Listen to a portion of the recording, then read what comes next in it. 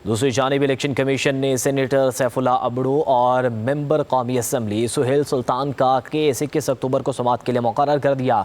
Election commission ने case की समाअत से मुतालिक कॉज लिस्ट भी जारी कर दी है। आपको बताएं कि इलेक्शन कमीशन ने सेनेटर सैफुल्लाह अबड़ू और मेंबर कौमी असम्बली सुहेल सुल्तान का केस 21 अक्टूबर को समाअत के लिए मुकर्रर कर दिया है। इलेक्शन कमीशन ने केस की समाअत से मुतालिक कॉज लिस्ट जारी कर दी है। मेंबर कौमी असम्बली सुहेल सुल्तान का केस समाअत के लिए मुकर्रर कर दिया गया है। इलेक्शन कमीशन केस की समाअत 21 अक्टूबर को करेगा। इलेक्शन कमीशन केस की समाअत से मुतालिक कॉज लिस्ट भी जारी कर दी गई है।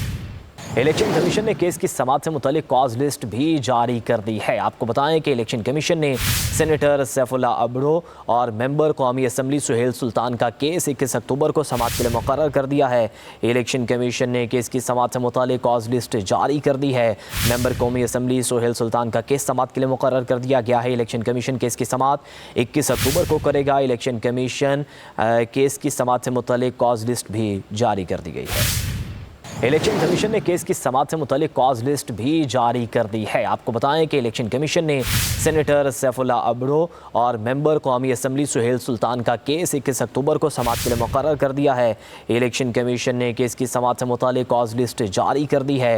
मेंबर कौमी असम्बली सुहेल सुल्तान का केस समाअत के लिए मुकर्रर कर दिया गया है। इलेक्शन कमीशन केस की समाअत 21 अक्टूबर को करेगा। इलेक्शन कमीशन केस की समाअत से मुतालिक कॉज लिस्ट भी जारी कर दी गई है।